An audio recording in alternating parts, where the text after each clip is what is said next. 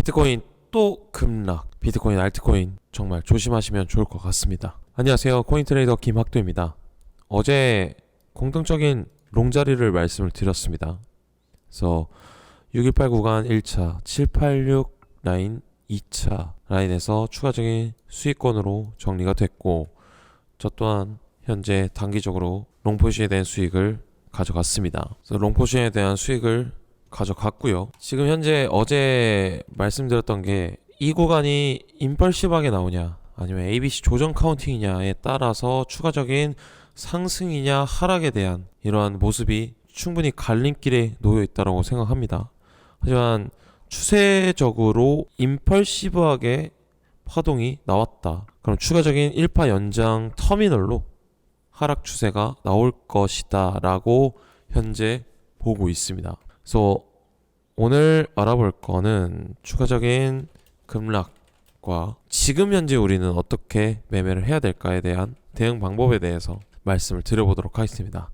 영상 시작하기 전에 구독, 좋아요 한 번씩 부탁드릴게요. 일단 비트코인 15분봉 브리핑을 드렸는데요. 하단 지지 구간에서 박스권 행보하고 있는 비트코인이었습니다. 그래서 BTC 월봉 MACD 히스토그램이 음봉을 기록하면서 약세로의 추세 전환이 확인됐다고 코인데스크가 분석하면서 매체는 해당 지표는 과거 2014년, 2018년, 2022년 등 주요 약세장 초기마다 나타났던 시그널입니다. 이에 따라 비트코인이 84,500달러 지지선을 하향 돌파할 경우 74,500달러에 이어 7만 달러 초반대까지 하락할 수 있다는 분석이 나왔습니다. 과거 데이터상 11월이 음봉으로 마무리 시에는 항상 12월도 음봉인 하락으로 마무리되었다는 통계치가 있었으며 12월 금리 인하 확률이 지난주 71%에서 87.4%로 급등하면서 금리 발표 부근으로 어떤 무빙이 나올지 중요한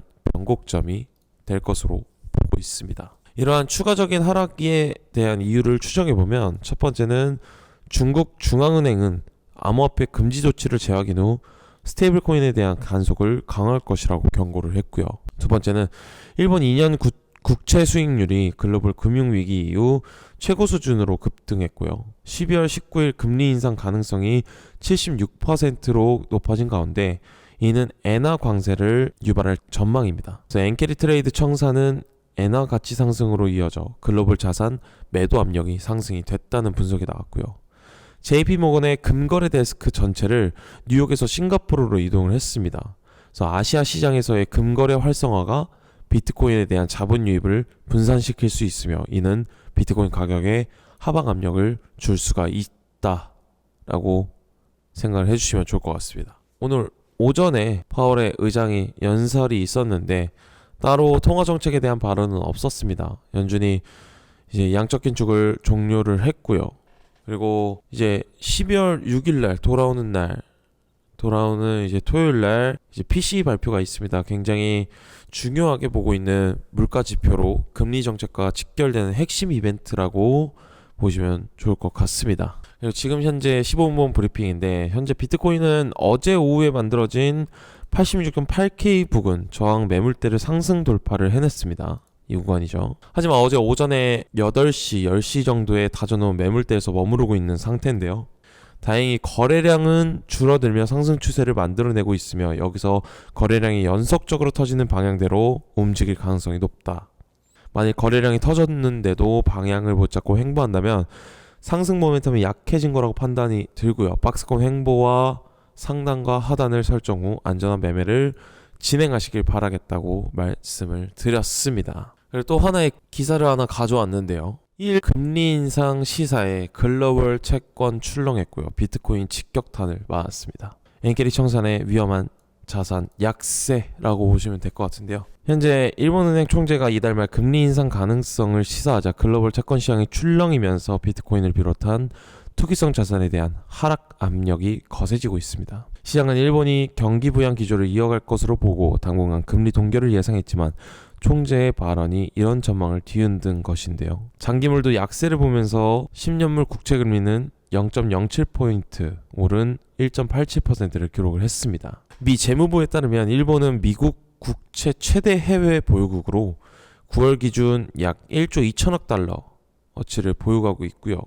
일본 민간 투자자들은 역시 최근 수년간 자국보다 더 높은 수익률을 찾아 미국과 기타 해외 채권에 수천억 달러를 투자해 왔습니다. 이번 채권 시장 변동은 일본 투자자들이 자국 내 금리 상승을 계기로 해외 투자 자금을 본국으로 되돌릴 수 있다는 관측을 반영하고 있고요.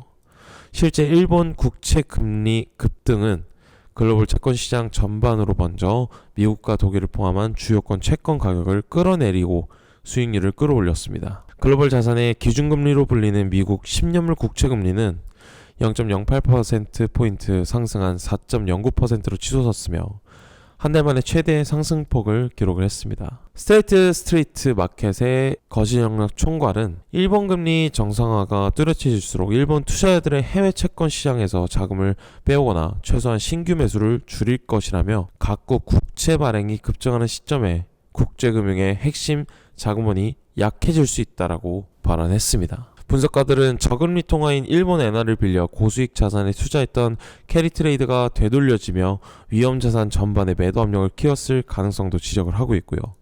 암호화폐 거래업체에서는 일본 저금리 캐리트레이드를 부추겼는데 이제 그 거래가 청산되면서 위험자산이 일제히 매도되고 있었다라고 말을 했습니다. 지금 현재 금리 인상에 대한 내용들이 나오면서 미국은 금리를 인하하는데 일본은 금리 인상을 하게 되면서 그러한 발언들이 현재 매도 압력을 줬다라고 해석이 되고 있습니다. 이어서 차트적인 말씀을 드릴 건데요. 일단 제가 임펄시브하게 보는 이유를 한번 말씀을 드려볼게요. 1시간 봉으로 바꾸고 지금 현재 이 하락에 대한 이 상승에 대한 하락 되돌림이 0.786 부근까지 임펄시브하게 나왔다.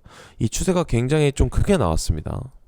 그래서 이 구간이 ABC가 아니라 추세로 보는 이유는 618 이상으로 되돌려줬고 추세적으로 힘이 발산이 됐다. 하락적으로. 그러나서 지금 현재 반등해주는 2파에 대한 모습을 보여주고 있는데 여기를 체크를 해보면 1파 임펄스로 마무리가 될 수 있다. 3파에 대한 되돌림이 786이 될 수 있습니다. 아니면 113까지 내려갈 수 있고요. 그러면서 추가적인 하락이 1.5 구간이라던가 618 구간까지 내려올 수 있고요. 1382 구간까지 짧게 나올 수도 있다. 이런 식으로 짧게 나올 수도 있다. 그래서 체크해보면 임펄시브하게 추세로 하락을 보여줄 수 있다. 그러고 나서 추가적인 상승 모멘텀이 FOMC 이후로 넘어갈 수 있다. 이렇게 보고 있습니다. 지금 현재 추세를. 왜냐면 X파의 반등이 0.618 반등까지 건강한 조정이 없었기 때문에 0.5 구간도 못 미쳤습니다. 이 구간이. 이 하락에 대한 되돌림이. 그렇기 때문에 추가적인 급격한 조정이 나올 수 있다라고 제가 어제 영상에서도 말씀드렸고, 하지만 공통적인 롱자리를 줬던 건 이 구간이 ABC든 1파 임펄스든 추가적인 반등이 하나의 2파 반등이라던가 아니면 B파에 대한 반등이라던가 이 두 가지에 대한 반등 구간이 있었기에 공통적인 롱자리를 말씀을 드렸던 겁니다. 그래서 좋은 수익으로 마무리를 지었고요. 이러한 모두한 매매 기록들은 텔레방에다가 남겨드렸습니다. 이 텔레방 입장 방법에 대해서 말씀드리면 제 채널 고정 댓글란에 링크 버튼 누르시게 되면 설문지가 하나 나옵니다. 이 설문지는 구독자 인증 절차라고 생각을 해주시면 좋을 것 같고요. 구독자 인증 절차 이후에 제가 한 분 한 분께 텔레방 링크를 공유해드리도록 하겠습니다. 다시 본론으로 돌아와서 그래서 지금 현재 다시 한번 급락을 보고 있는 거고, 이에 대한 지금 현재 우리는 이곳에서 매매를 어떻게 해야 되나 라고 봤을 때 지금 구간에서는 사실 무포지션이 답이긴 합니다. 일단 추가적으로 이 하락에 대한 되돌림을 체크해 봤을 때 382 구간이거든요. 만약 618 구간까지 단기간에 반등을 쳐줬고 거래량이 붙어주면서 익스펜딩하게 다시 한번 V자 반등이 올 수 있습니다. 그렇게 되면 이게 X파가 아니라 A, B, C가 되는 거죠. 큰 틀로 봤을 때 이렇게 되는 겁니다. A, B, C로 가는 방향도 체크해 볼 수가 있다. 그래서 지금 구간에서 무포지션이 정답이고요. 하지만 하락 추세로 더 깊게 보고 있다라는 겁니다. 근데 제가 왜 이 ABC 상승에 대한 이런 걱정도 하냐? 바로 히든 상승 다이버전스가 걸려있기 때문입니다. 히든 상승 다이버전스가 굉장히 크게 걸려있어요. 이 구간이. 그렇기 때문에 ABC에 대한 반등도 한번 체크를 해봐야겠다라고 생각이 들고요. 왜냐면 조정 카운팅이 여기서 복합 조정이 WXY로 이 구간에서 마무리가 됐기 때문에 조정 파동이.